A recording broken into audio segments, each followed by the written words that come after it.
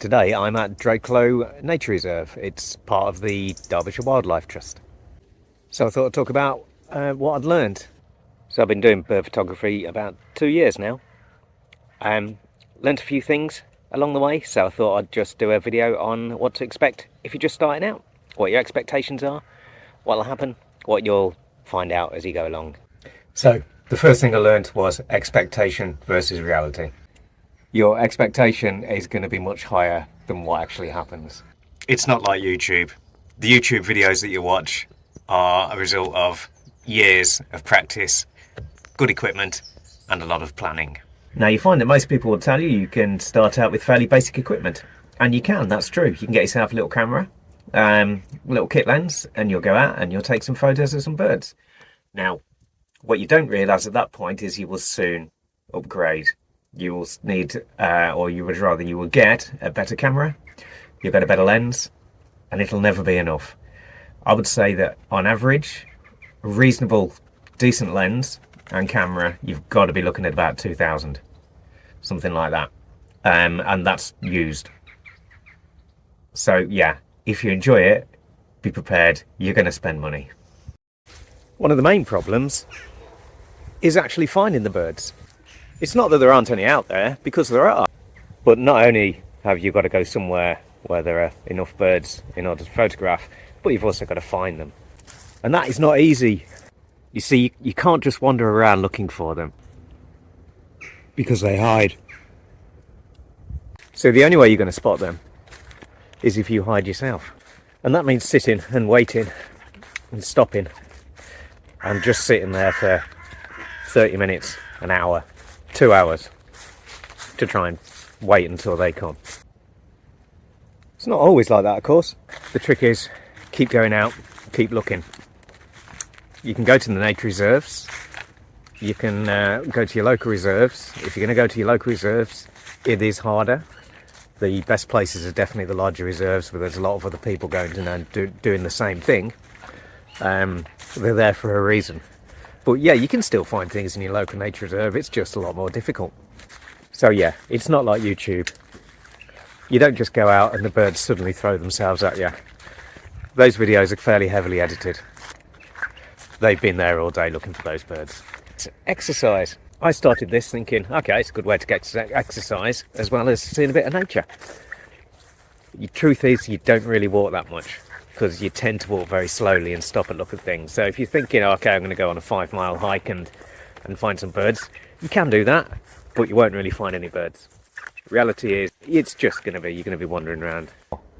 Be prepared to travel. You're going to drive places, you're going to go 2-3 hours away sometimes, but you're going to go from one side of the country to the other, trying to find things. There's a difference between birders and bird photographers. You can tell the difference. One of them's got a scope, one's got a camera. Fairly simple, isn't it, really? It's probably one of the most relaxing things you can do. I don't really think about anything else other than finding birds when I'm coming out. And it's absolutely brilliant. You enjoy yourself. If you love nature, you love birds, you are going to love it.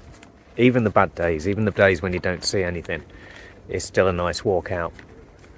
It's very relaxing, it's very enjoyable. Sometimes it's frustrating, sometimes it's not, and sometimes you find what you're looking for. But generally, it's a good day out regardless, and you're going to enjoy it one way or the other. You will become a bird geek. You will bore your friends or your partner with talk of birds, which bird you saw, which one you're going to see next, and how good it was.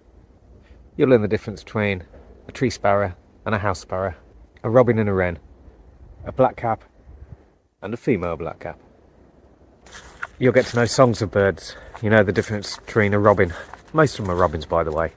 But you know the difference between a robin and a blackbird, a blackcap and a reed warbler, a goldfinch and a goldcrest. You'll get to know them all. There are some birds that no matter how hard you try, you will never see. There's a Cetus warbler right next to me somewhere. I have got zero chance of spotting it. There was a water rail just over the hedge there. I've got zero chance of spotting it. your holidays will never be the same again, especially in the UK. You'll find yourself looking where the nearest nature reserves are to where your family wants to go, or taking your camera every time you go away for a day or two, and you'll be disappearing off while whoever you've gone on holiday with will probably be doing something else. There are quiet times of the year. August, September, not a lot about at all. Most of all, birds are either molting or they've finished the breeding season, and it's getting fairly quiet. Sort of April to June I found is the best months. Obviously it depends on the birds coming in, but yeah, you get different birds obviously throughout the beginning of the year as you do the end of the year and the middle, but I reckon April to June is a sweet spot. Having said that, September to February you get some great migratory birds coming over. So good all year round. August, September, a bit quiet. The birds are disappearing. Certain species are thriving in certain areas, but generally there's a lot of ones that are going. And if you don't get out now, you're not going to see them and they're going to be gone. And it's a real shame. And I hope that everyone gets a chance to see these birds, because a lot of them I didn't even know existed until I started coming out, taking photos of them. And I've seen so many since I've started. It's a real privilege.